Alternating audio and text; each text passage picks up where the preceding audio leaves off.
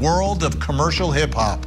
Musician and mogul Sean Puffy P. Diddy Combs. Now he's a federal defendant facing many decades behind bars. Here's the story. On a quiet evening at the end of March, Los Angeles was suddenly shaken awake. Not by a concert or an after-party, but by a scene that felt straight out of a Netflix crime thriller. On March 25th, in the heart of Holmby Hills, where homes are worth tens of millions and neighbors include stars like Beyoncé and Elon Musk, the FBI raided the mansion of hip-hop mogul Sean Diddy Combs. There were no warning knocks, no advance notices, just tactical gear, armored vehicles, surveillance drones buzzing overhead, and heavily armed federal agents storming in as if they were taking down a drug lord. Leaked surveillance footage later showed an agent lowering the camera toward the ground, as if trying to block the view of what was happening next. But not quickly enough. The internet exploded with clips of Diddy's sons, Christian and Justin Combs, being handcuffed and led out into the front yard. Christian, also known as King, stood facing a wall, hands up. Justin stood behind him, arms raised. Both were led out of their luxurious home like criminal suspects.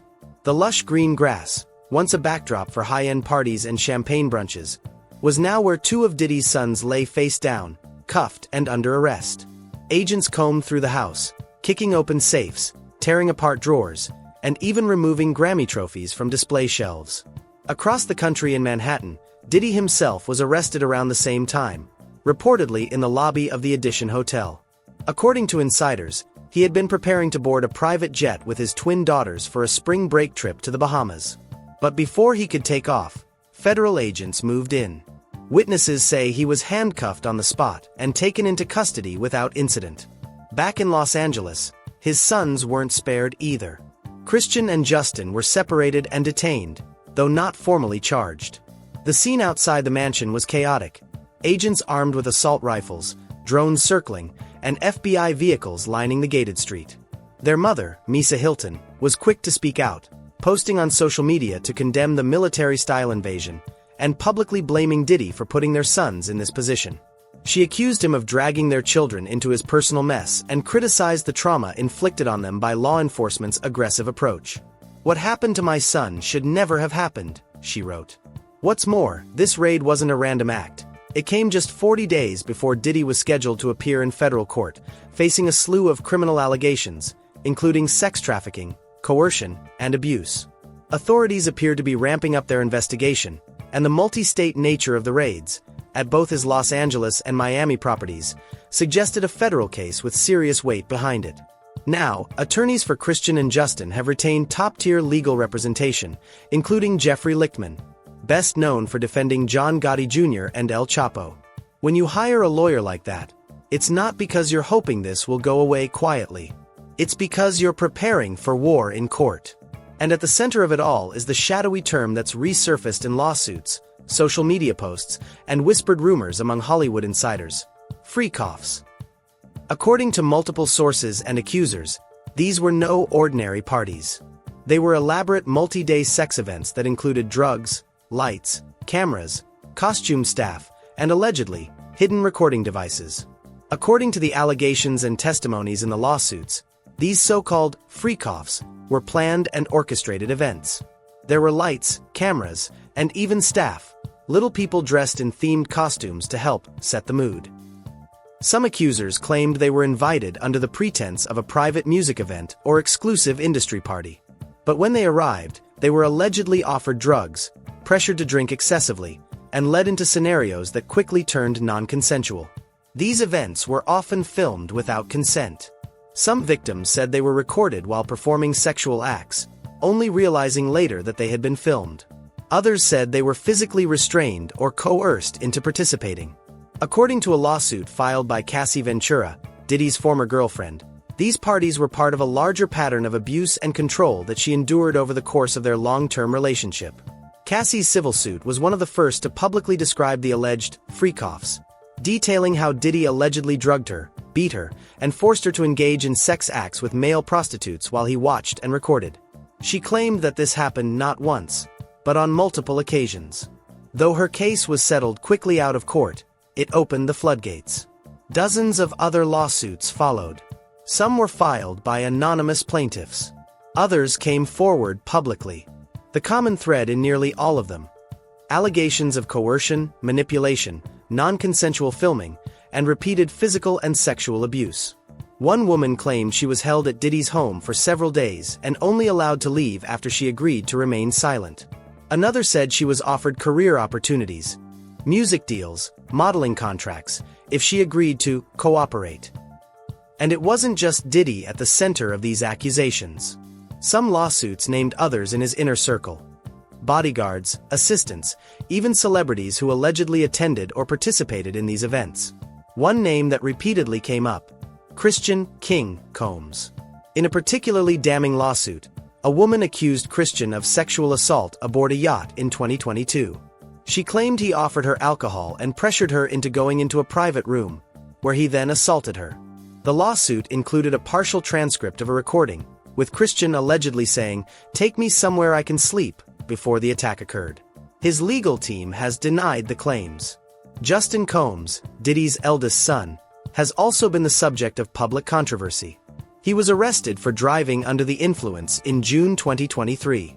Police reports indicated his blood alcohol level was nearly double the legal limit. He was sentenced to 3 years of probation and required to attend DUI education classes. Though not directly linked to the Freakoff allegations, his name continues to surface in conversations about Diddy's household and the environment in which his sons were raised. Reports emerged that Justin had frequently rented luxury homes under false pretenses, telling owners he was hosting a small gathering, then turning it into a full-blown party with hundreds of attendees. In one instance, a neighbor reported seeing partygoers jumping into a pool filled with foam and empty bottles, while security struggled to control the crowd. Several property owners have since banned Justin from renting through major platforms. Amid all of this, legal experts say the pressure is mounting, not just on Diddy, but on his entire inner circle. Lawyers representing accusers claim that many of the alleged incidents took place over several years, and that there are hours of video footage and hundreds of pages of digital evidence currently being reviewed by federal investigators. In addition to testimonies, some plaintiffs have reportedly submitted voice memos, text messages, and images as evidence.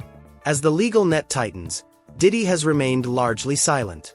Through his legal team, he has denied all allegations and called the lawsuits meritless and a coordinated effort to destroy his reputation. But with federal agents seizing electronic devices, raiding multiple properties, and issuing subpoenas to witnesses across state lines, it's becoming increasingly clear that this is more than just a civil matter.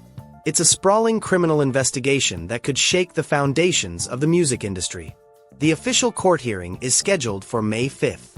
However, it's likely that the date will be postponed due to the prosecution team adding a new set of charges just a few weeks before the trial. This move appears to be strategic, intended to put the defense on edge and create procedural confusion. This tactic has often been used in high-profile federal cases, particularly when there's a large volume of evidence and witnesses involved. The new charges include serious criminal allegations such as sex trafficking, transporting individuals across state lines for illegal purposes, obstruction of justice, and several counts related to the possession and use of illegal firearms. According to sources close to the investigation, these additional charges stem from new evidence obtained during the FBI raids at Diddy's Los Angeles and Miami properties. Investigators reportedly found hard drives, recording equipment, and several unregistered firearms. In response, Diddy's legal team immediately pushed back, claiming that the charges are baseless and intended to generate negative press. They also accused federal authorities of weaponizing the media by leaking selective information designed to influence public opinion before the trial begins.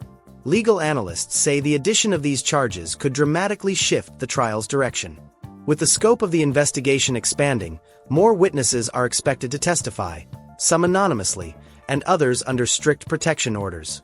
One of the most high-profile witnesses slated to appear is Dr. Dawn Hughes, a forensic psychologist who gained national attention during the Johnny Depp versus Amber Heard trial. She was called to evaluate the mental health of several accusers in this case, including those who claim to have been psychologically manipulated and coerced by Diddy. Dr. Hughes' appearance has sparked controversy. The defense is reportedly preparing a motion to exclude her testimony, citing concerns about bias and potential prejudicing of the jury.